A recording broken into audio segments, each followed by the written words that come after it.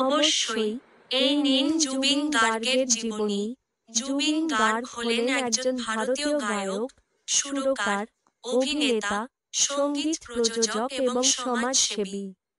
তিনি মূলত অসমীয়া, বাংলা এবং হিন্দি চলচ্চিত্রে কাজ করেন। জুবিন গার্গ 1972 সালের 18 নভেম্বর ভারতের মেঘালয়ের শিলংয়ে জন্মগ্রহণ করেন। তার বাবার নাম মোহিনী মোহন বরঠাকুর এবং মায়ের নাম প্রয়াত ইলি বরঠাকুর। জুবিন গার্গের স্ত্রীর নাম গার্গী গোস্বামী। জুবিন গার্গ বর্তমানে অসমের অন্যতম জনপ্রিয় গায়ক। তিনি অসমীয়া চলচ্চিত্রে একাধিক গান গেয়েছেন এবং অভিনয় করেছেন। তার জনপ্রিয় গানগুলোর মধ্যে কয়েকটি হল দিন যায়, মায়াবিনী রাতে, পখী পখী মন, তুমি জানো না ইত্যাদি। জুবিন গার্গ শুধু একজন গায়ক নন, তিনি একজন সমাজসেবীও। তিনি বিভিন্ন সামাজিক কর্মকাণ্ডের সাথে জড়িত।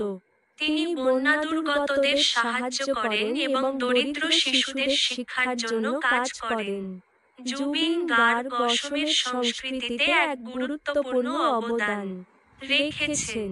তিনি অসমীয়া সঙ্গীতকে বিশ্ব দরবারে পরিচিত করেছেন।